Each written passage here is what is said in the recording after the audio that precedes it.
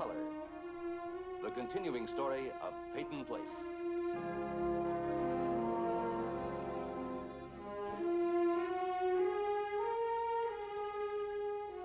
Starring Dorothy Malone as Constance Mackenzie, Ed Nelson as Michael Rossi, Ryan O'Neill as Rodney Harrington, Barbara Parkins as Betty Anderson, Tim O'Connor as Elliot Carson, Christopher Connolly as Norman Harrington, Patricia Morrow as Rita Harrington, James Douglas as Stephen Cord.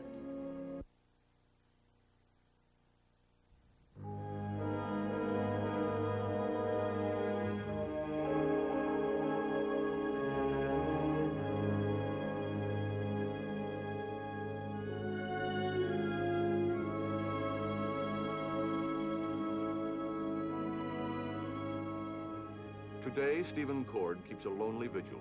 His wife, Betty, who left him, has checked out of her suite at the local inn. Stephen knows that Martin Payton's chauffeur drove Betty to the airport. All the information he needs to conclude that Payton sent Betty to a Boston law firm. Subject, divorce. Betty? Hello, Stephen. Pardon me. I'll take care of it. Now, wait a minute. I was told to see Mrs. Cord up to her room. Give me the case, Lee. Now get going. Was there anything you'd like me to tell Mr. Payton? Tell him I'll call him in about an hour or so. Yes, ma'am. Why didn't you tell me you were going to see Kennerly? Stephen, I don't want to discuss it now. I'm very tired. I'm tired, too. Tired of having to find out what you're doing from everybody else. Now, look, take a ride with me, just for a few minutes. Not now. Please. Stephen, there's nothing to talk about. How could you say that? Because I feel it. What happened with Kennerly? I told him about the situation. He advised me. Now, you realize whatever he says Martin Payton told him to say. I don't think that's true. Now, stop being naive. Can't you understand what's happening to us? We're twitching at the end of his string like a couple of puppets. Every gesture, every word. Stephen, you're not a puppet. You're a man who made a choice. Now, I'm making mine. Betty, I love you. I've never loved anybody but you. Now, look, come with me just for a few minutes. Doesn't it account for anything that I walked away from her? You never walked away from her. I told you nothing happened. You told me what you wanted me to hear. What are you talking about? Now, who's being naive, Stephen? I don't feel anything for her. You're lying to me. And you're lying to yourself. Now, give me my bag. I'm going in. It can't end like this. I won't let it.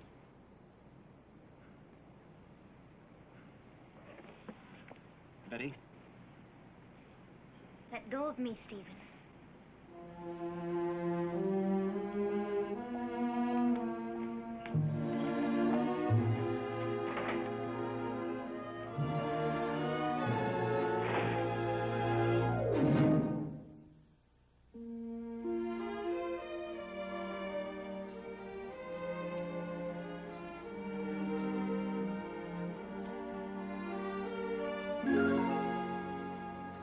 They say it's haunted, Mr. Payton?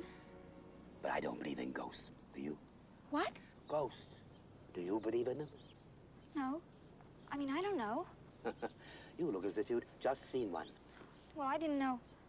I mean, I wasn't expecting anyone. Neither was I. It's a happy surprise. Thank you. How long have you been here? Oh, I was really just passing. About 10 minutes, I guess. Just staring through the gate? For 10 minutes? At least. I know that sounds ridiculous, but I couldn't think up an excuse to go in.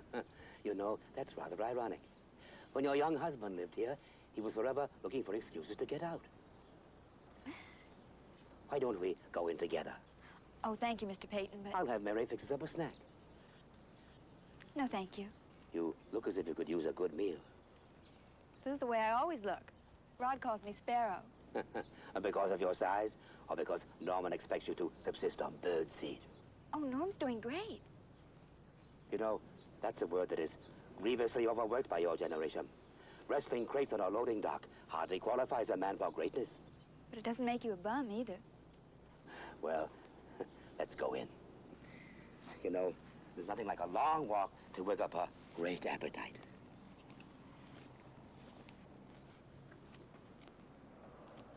What's the matter? I always feel like Alice in Wonderland when I walk through that gate. Well, what does that make me? The White Rabbit or the Mad Hatter? You still haven't told me what prompted this visit. I don't know exactly. I went by the mill with my father, and we saw your limousine. I sat in it. Oh, I love the smell. It was all leathery and woody. And I just felt like coming over here. Your father? Yes, he's been back for about a week now. His name's Eddie Jacks. Have you ever met him? No, I've never had that pleasure. No, I guess you wouldn't. But he grew up here, too. He opened the tavern, and I guess it wasn't enough for him. You know, some men just need more than others or something. He didn't want to stay in one place and one job or raise a family. Where did he go when he left here? Oh, all over. Florida, California, New York. Well, what is his business? Well, right now he's working at the tavern again nights, but I guess he's done just about every kind of work there is. Sounds like a fascinating man. Oh, he is. He's got millions of stories and jokes, and he always seems so happy. The happy vagabond. Tell me, when you went over the mill, when you pointed out to him that evil, smoky plant was the property of your husband's old grandfather, what did he say? There's something about, I'd rather be happy than rich? No. In fact, it was his idea to go there. Oh, then he doesn't hold it against you that you married into a stodgy, reserved New England family. Sir, I didn't marry a family. I married Norm. Oh. I really think I better go. Well, what about that snack? May I take a rain check? You don't need one, Rita. That door is always open to you. Thank you. Bye.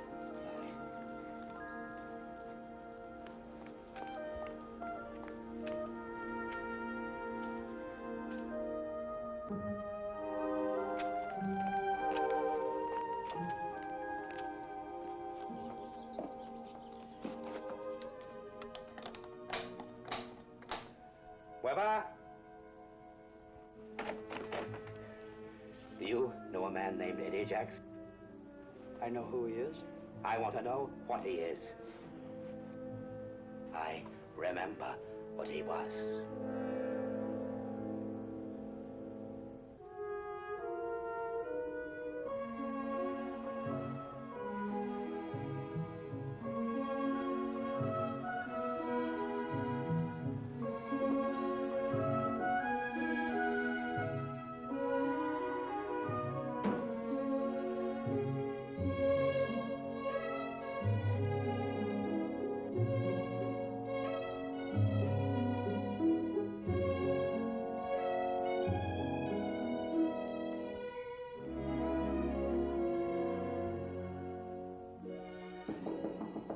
Come in.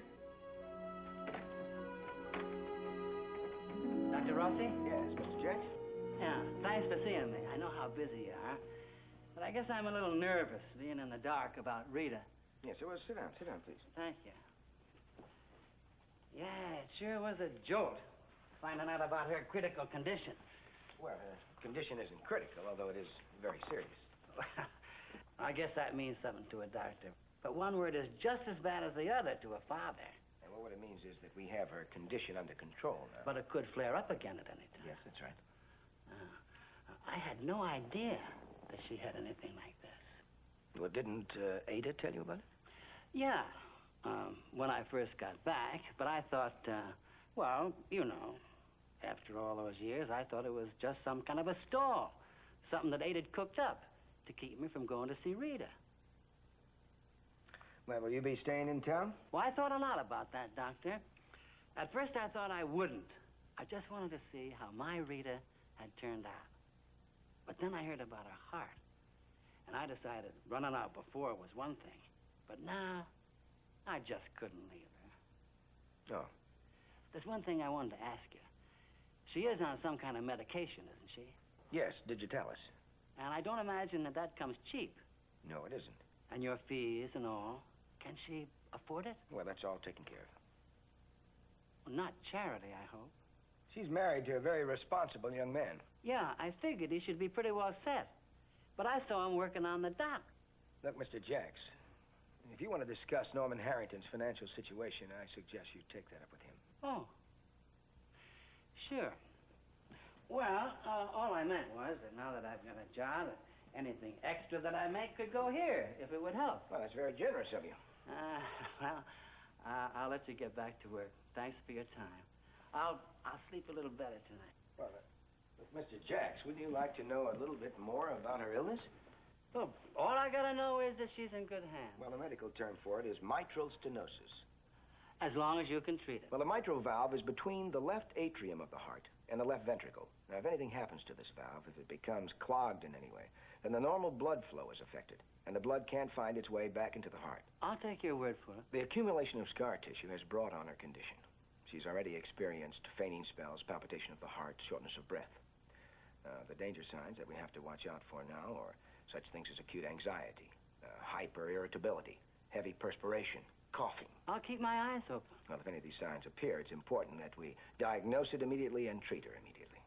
But there must be some kind of an operation that... Yes, there is. Well, it's called a closed mitral valvulotomy. Will you do me a favor, Doctor? Start talking English.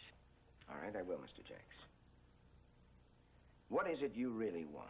I just want to know that my daughter's got a future. Are you worried about your daughter's future or about your own? I don't know much about you, Rossi, except that you're my kid's doctor.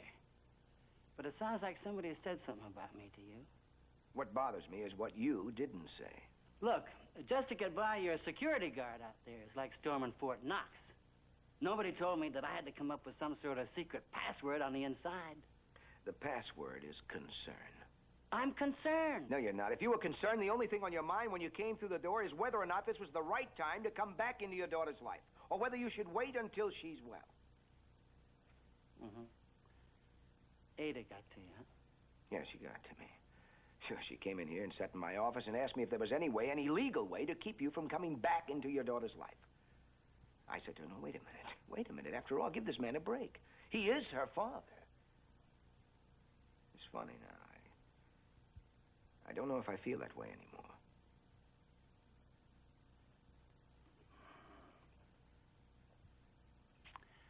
That license there on the wall, a license to practice medicine? Practicing medicine in this state takes in an awful lot of territory, doesn't it, Doctor?